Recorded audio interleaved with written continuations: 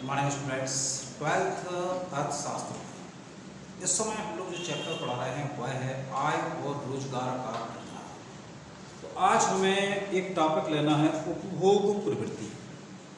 जो वितरण योग्य आय होती है तथा उपभोग के बीच संबंध होता है, यानी व्यक्ति के पास जो आय होती है और जिसे वह खर्च करता है, तो यानी आय प्राप्त होने में और खर्च होने के बीच में जो आपसी संबंध होता है, इसे हम उपभोग प्रवृत्ति कहते हैं। तो आज हम लोग एक क्वेश्चन देख रहे हैं कि उपभोग प्रवृत्ति यानी जो व्यक्ति खर्च करता है, व्यक्ति को जो आय प्राप्त हो रही है जिसे वह खर्च करता है, तो इस खर्च को प्रभावित करने वाले या निर्धारित करने वाले तत्व कौन से हैं? तो व्यक्ति के उपभोग यानी खर्च को प्रभावित होने वाले जो तत्व हैं, उनमें सबसे पहला आता है मौद्रिक आय। मौद्रिक आय यानी व्यक्ति के लिए यदि मुद्रा के रूप में नगद आय अधिक प्राप्त होती है तो ऐसी स्थिति में वह अधिक खर्च करेगा, और यदि व्यक्ति के लिए जो मौद्रिक आय है वह कम हो जाती है तो ऐसी स्थिति में वह खर्च कम करेगा। यानी व्यक्ति के पास जितना अधिक पैसा या धन रहेगा वह अधिक खर्च करेगा, और पैसा या आय कम होने पर वह कम खर्च करेगा, यानी उसका उपभोग कम हो जाएगा। सेकंड आती है आय का वितरण। आय का वितरण जो है, यदि धनी वर्ग के पास अधिक है और निर्धन वर्ग के पास कम है, गरीब लोगों के पास कम है, तो ऐसी स्थिति में उपभोग कम होगा, क्योंकि धनी वर्ग जो है अपने पैसे को इन्वेस्ट अधिक करेगा, उद्योग धंधों में अधिक लगाएगा।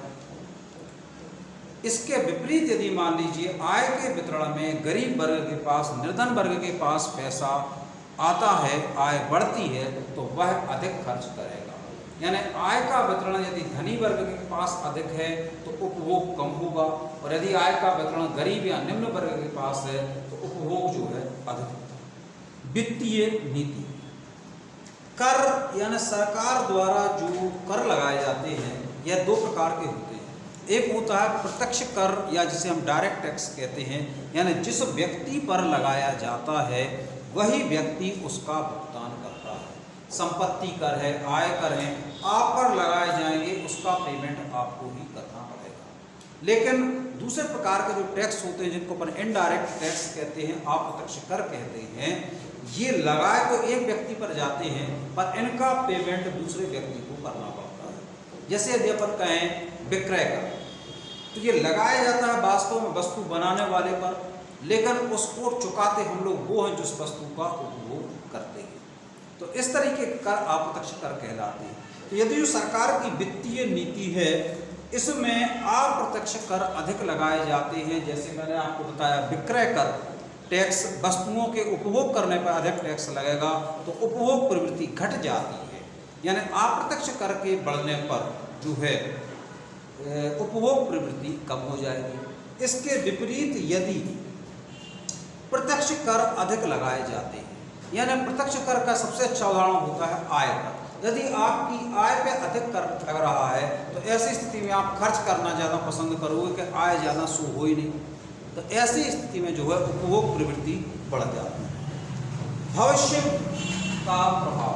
यदि भविष्य में कीमत बढ़ने की आशा है, वस्तुओं के रेट बढ़ रहे हैं, तो इसलिए भविष्य को ध्यान में रखकर वर्तमान में व्यक्ति अधिक से अधिक वस्तुएं खरीदना चाहेंगे, यानी उपभोग बढ़ेगा।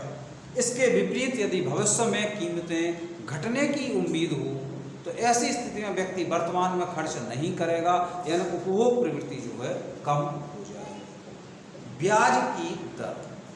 जब सरकार के द्वारा जो निर्धारित नीति है, यदि उसमें ब्याज दर बढ़ा दी जाती है तो लोग खर्च करने की बजाय पैसे की बचत करते हैं, उसे जमा करना पसंद करते हैं, उपभोग प्रवृत्ति कम हो जाती है। इसके विपरीत यदि सरकार जो है ब्याज दर कम कर देती है तो ऐसी स्थिति में लोग बचत करने की बजाय खर्च करना जो है ज़्यादा पसंद